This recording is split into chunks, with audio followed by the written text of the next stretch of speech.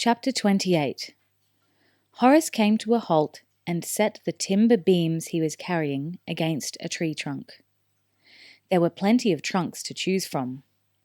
The path they were following twisted and turned among a tangle of trees and undergrowth. He wiped his brow with a scrap of cloth and sank to his haunches to rest.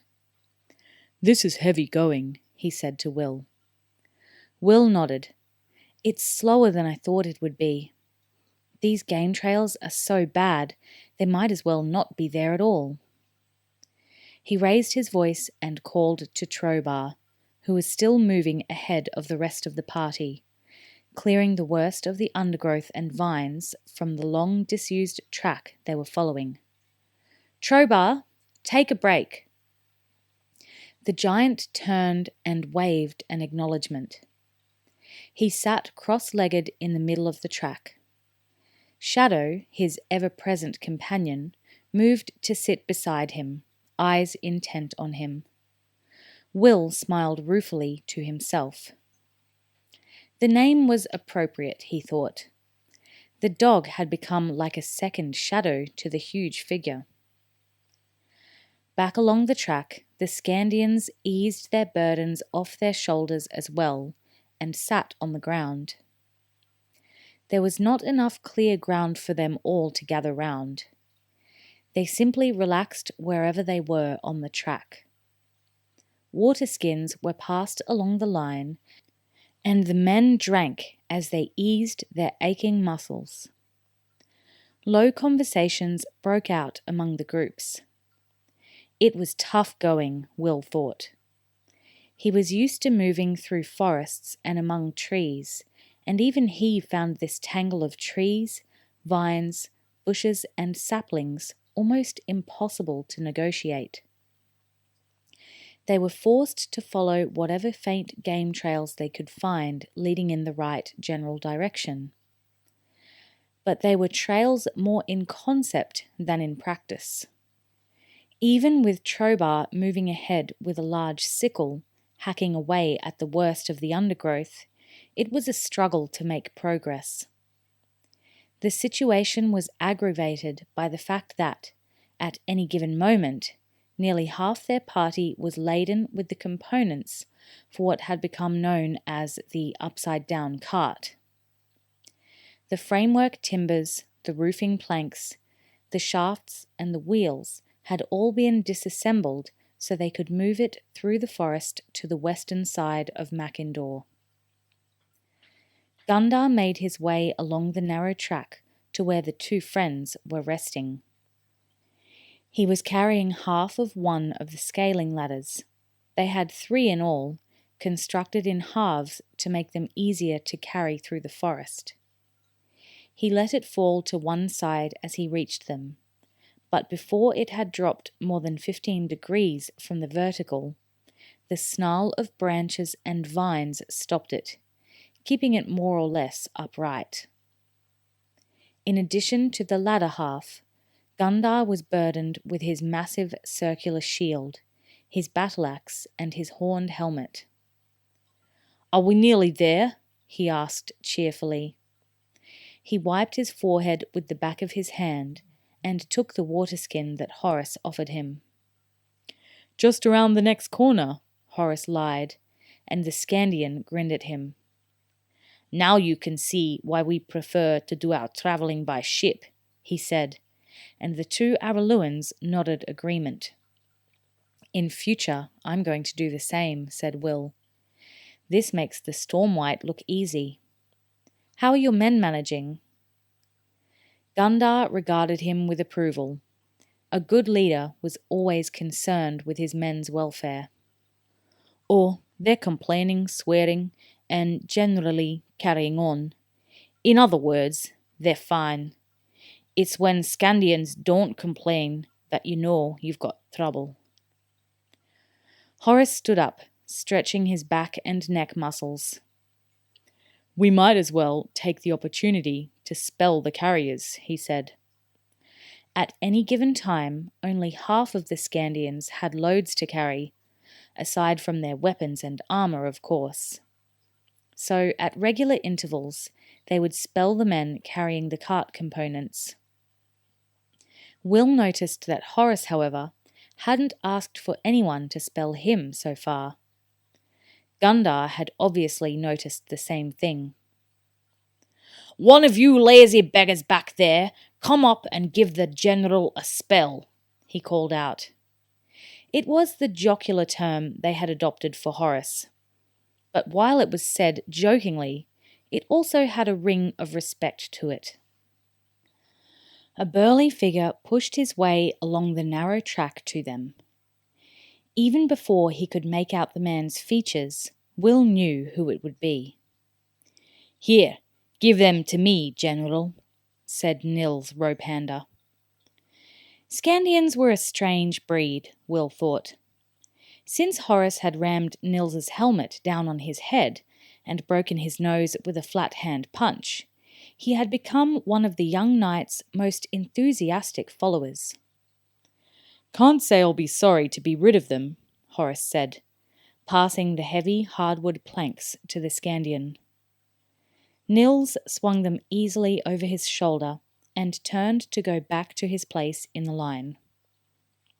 Will, who had just risen to his feet, managed to dive sideways in time to avoid having his head knocked from his shoulders by the swinging planks.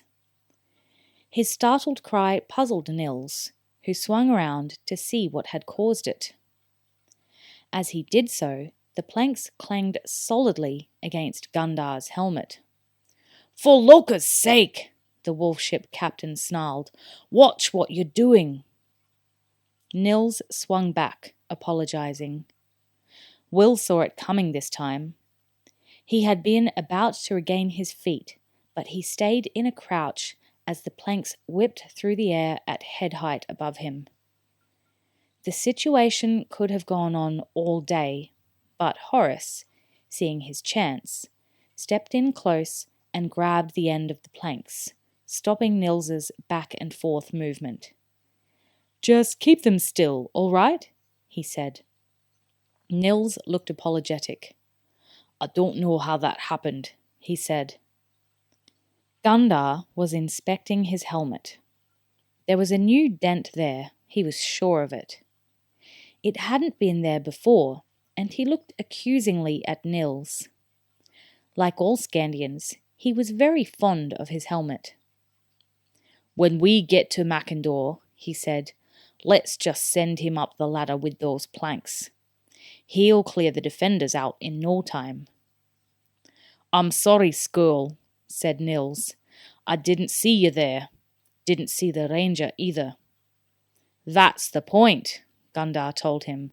"Before you start swinging round like a demented milkmaid at a spring festival hop dance, look over your damned shoulder."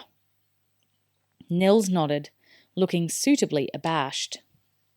"I'll go back to my place then," he said. He seemed anxious to get away from their accusing glances. As he moved back down the track, they heard a series of thuds, cries of anger, and apologies from Nils. Will grinned at the others. "Time to go while we still have some men undamaged," he said. Then, raising his voice, he called, "Trobar, let's move again, please." The giant nodded and rose to his feet, moving forward along the faintly defined trail, his sickle rising and falling regularly, widening the path for them. The dog slipped silently at his heels. "Are we nearly there?" Gundar asked as they set out again. Horace turned back to him. "Are you going to keep saying that?" he asked. Gundar smiled at him. "Oh, I haven't even started yet," he said. It was late afternoon when they reached their destination. The men dropped the sections of the cart and the ladders to the ground, and they all moved forward to the edge of the trees to study the castle. This was as close as the Scandians had been to it so far. "Keep back in the shadows," Will warned them. "We don't want them to see we're here." There was no reply, but the warning was largely unnecessary.